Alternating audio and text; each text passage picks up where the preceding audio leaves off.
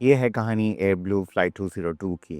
28 जुलाई 2010 को air blue का एक एयरबस A321 कराची से बेनज़ीर भुट्टो इंटरनेशनल एयरपोर्ट इस्लामाबाद के लिए रवाना होने वाला था।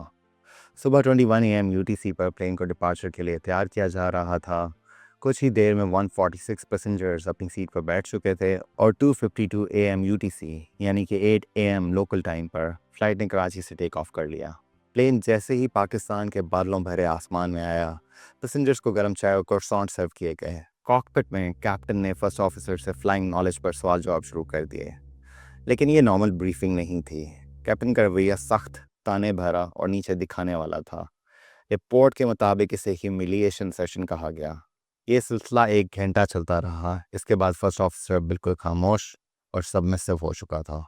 जब फ्लाइट इस्लामाबाद से 155 नॉटिकल माइल्स दूर थी, पायलट्स ने ATIS सुना। उन्हें पता चला कि रनवे 12 यूज़ में है।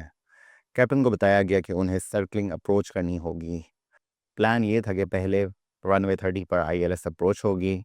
ILS एक लैंडिंग सिस्टम होता है जो पायलट को रनवे की सीधी लाइन और हाइट मेंटेन करने में हेल्प करता है। रनवे से सिग्नल्स आते हैं जो प्लेन को लेफ्ट, राइट और ऊपर नीचे करेक्ट रखते हैं। इससे पायलट लो विजिबिलिटी या फॉग में भी सेफ और एक्यूरेट लैंडिंग कर सकते हैं। पायलट से ILS को कैप्चर करना था और रनवे 12 के साथ अलाइन होना था। सुनने में सिंपल लगता है, लेकिन सर्कलिंग अप्रोच एक बहुत प्रिसाइज और डेंजरस मनूवर होता है। एयरपोर्ट को हर वक्त नज़र में रखना ज़रूरी होता है। अगर एयरपोर्ट नज़र से गुम हो जाए, गो अराउंड करना होता है, कोई कॉम्प्रोमाइज़ नहीं। कैप्टन ने फैसला किया कि वो ये अप्रोच नैप मोड में फ्लाई करेगा। नैप मोड में प्लेन कंप्यूटर के प्रोग्राम पाथ को फॉलो करता है। मसला ये था कि अप्रोच ऑथराइज नहीं थी।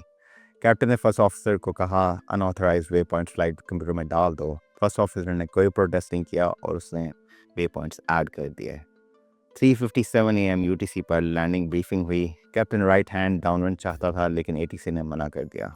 कैप्टन ने दोबारा पूछा, ATC ने दोबारा मना कर दिया।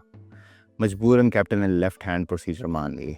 Plane Aahista Aahista 2500 feet minimum safe altitude से नीचे जा रहा था। फर्स्ट ऑफिसर ने वार्न किया, लेकिन कैप्टन रुका नहीं।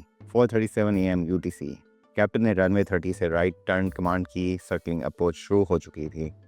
प्लेन 2300 फीट तक नीचे चला गया। जब वो रनवे 12 के साथ आया, ऑटो पायलट से लेफ्ट टर्न कमांड दिया गया। इसी वक्त ATC ने वार्न किया, प्लेन रेस्ट्रिक्टेड एयर स्पेस के करीब है।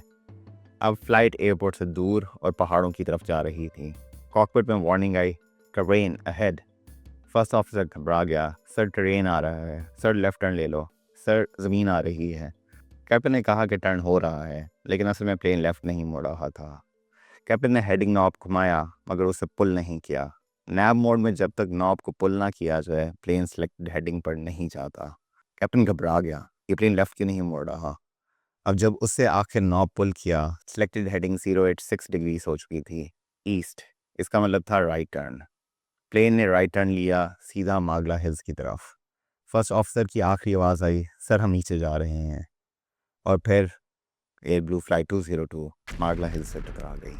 प्लेन में मौजूद 152 के 152 लोग, कोई भी जिंदा नहीं बचा।